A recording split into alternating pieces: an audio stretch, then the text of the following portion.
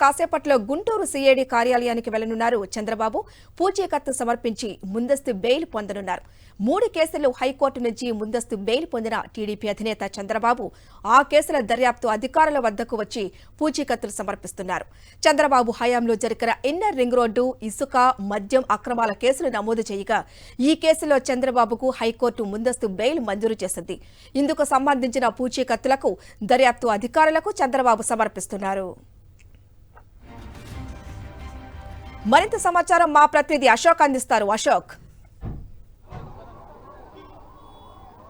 Guntur CID కార్యాలయానికి మరికొద్దిసేపట్లోనే చంద్రబాబు నాయుడు ఇక్కడికి వస్తూ ఉన్నారు. అయితే ఇప్పటికే ఐఆర్ఆర్ కేసు, దాంతోపాటుగా మద్యం, గత ప్రభుత్వంలో జరిగిన మద్యం కుంభకోణ కేసు, అలానే లిక్కర్, దాంతోపాటుగా ఇసుక కుంభకోణం కేసు, దీనికి సంబంధించి పూర్తి స్థాయిలో ఆయన పైన కేసులు నమోదైనాయి.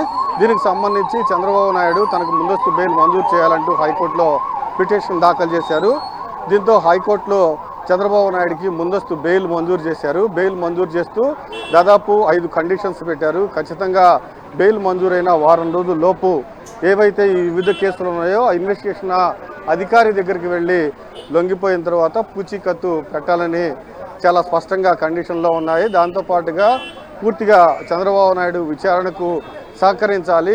విచారణ అధికారులు చంద్రబాబు నాయుడిని విచారించాలి అనుకుంటే 48 గంటల ముందు నోటీస్ ఇవ్వాలని కూడా చాలా స్పష్టంగా చెప్పింది. దాంతోపాటుగా ఈ 3 కేసులు ఏవైతే Amaravati inner ring road alignment కుంభకోణం, అలానే లిక్కర్ కుంభకోణం, అలానే ఇసుక కుంభకోణానికి సంబంధించి దీనికి ఈ కేసు గురించి మీడియాలో మాట్లాడకూడదని కూడా చాలా స్పష్టంగా చెప్పింది. దాంతోపాటుగా ఈ కేసులో ఎవరైతే సాక్షులు ఉన్నారో వాళ్ళని ప్రభావితం చేయకూడదంటూ కొన్ని కండిషన్తో కూడిన బెయిల్ మంజూరు చేశారు. అయితే ప్రధానంగా ఇప్పటికే విజయవాడ సిట్ కార్యాలయానికి, ఏదైతే విజయవాడ సిఐడి కార్యాలయానికి చంద్రబాబు నాయుడు హాజరయ్యారు. అక్కడ పూచీకత్తు ఇవ్వడం జరిగింది. దాదాపు ₹1,00,000 పూచీకత్తు అక్కడ పెట్టారు. దాని తర్వాత తాడేపల్లికి సంబంధించి ఏదైతే Amaravati inner ring road alignment కుంభకోణం ఉందో దానికి సంబంధించిన కూడా ముందస్తు బెయిల్ మంజూరైంది. ఆ కేసులో కూడా ₹1,00,000 పూచీకత్తు అక్కడ సమర్పించడం జరిగింది. ఇప్పుడు గుంటూరు సిఐడి కార్యాలయానికి మరికొద్దిసేపట్లోనే రానున్నారు. ఇక్కడ లిక్కర్ కుంభకోణానికి సంబంధించిన ముందస్తు బెయిల్ మంజూరైంది. అందులో భాగంగానే ఇక్కడ కూడా ₹1,00,000 పూచీకత్తు పెట్టనున్నారు.